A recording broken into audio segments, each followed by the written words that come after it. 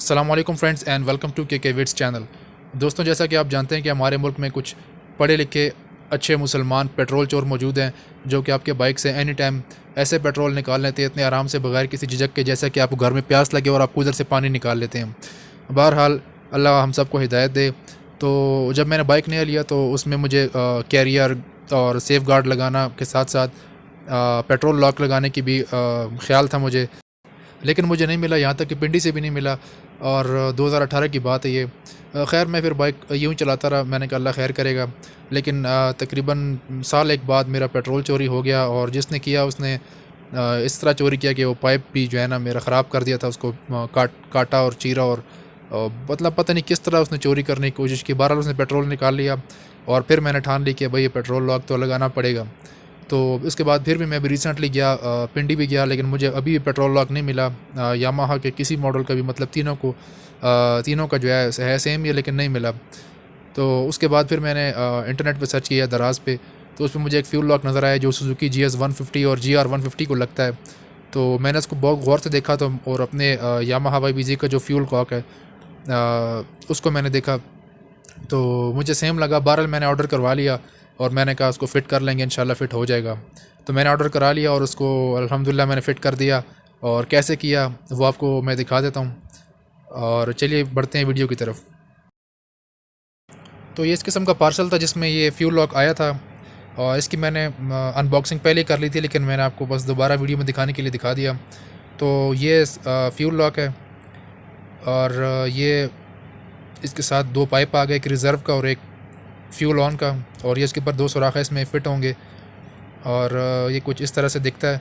इसकी position on off और reserve की थोड़ी चेंज है जो यामाहा के अंदर स्टॉक लगा होता है, लेकिन बहरहाल ये इतना कोई मसला नहीं है। ये इसकी दो सील्स हैं जो आप इसके दो स्क्रूज़ लगाएंगे इसके ऊपर, उसके नीचे आपने सील रखनी होगी ताकि लीकेज को अवॉइड किया जा सके। और ये सील जो है ये इसके ऊपर लगेगी, यहाँ पर बिल्कुल इसके ऊपर जो फ्यूल टैंक के साथ अटैच होगा, ताकि किसी किस्म की लीकेज ना आए। क्वालिटी वाइज भी ये बहुत अच्छा नहीं, लेकिन बस अच्छा है, गुजारा करता है। तो ये यामाहा का फ्यूल लॉक है, इसको आपने ऑफ़ कर देना है। इसका जो पाइप है वो आपने उतार देना है और फ्यूल टैंक को कम्प्लीटली ख़ाली कर देना है। इसको रिज़र्व पे करके फ्यूल टैंक बिल्कुल ख़ाली हो जाए पेट्रोल से, उसको किसी बोतल में डाल दें ताकि बाद में आप उसको दोबारा टैंकी में डाल सकें। और इसके नीचे ये जो दो स्क्रू लगे हुए आपको नज़र आ रहे होंगे, ये मैं इसके ऊपर स्क्रू ड्राइवर लगा रहा हूँ। इन इन दोनों को आपने खोल लेना है और इसके नीचे आपने ध्यान से स्क्रू ड्राइवर लगाना है जो उसके ऊपर फिट बैठ जाए और उसके बीच में आ जाए। तो ये मैंने खोल दिया और आप देख सकते हैं ये फ्यूल टैंक का निचला हिस्सा है और ये मैंने बाहर निकाल दिया उसका।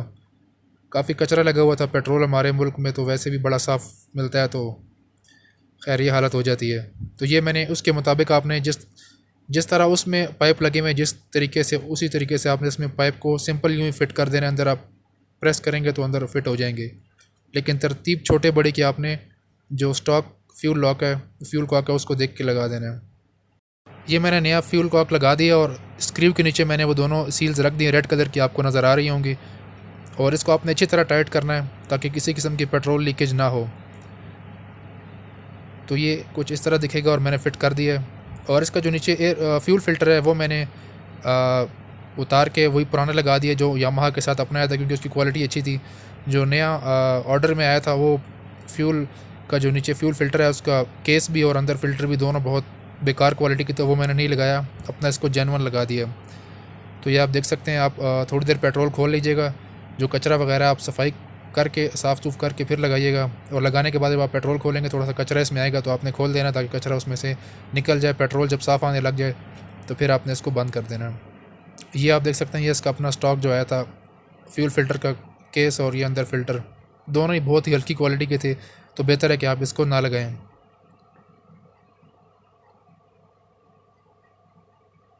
बाकी आपने इसके ऊपर हाथ भी लगा लेना, थोड़ी देर बाद आपने 2-3 दफ़ा चेक कर लेना कि आपकी उंगली गीली तो नहीं हो रही पेट्रोल से।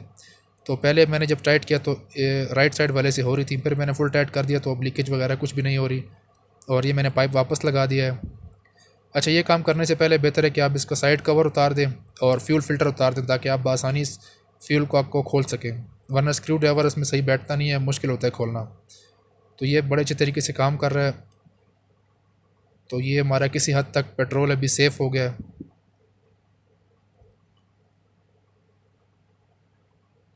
क्वालिटी वाइज भी ये ठीक है, इतना बुरा भी नहीं है और बहुत अच्छा भी नहीं है।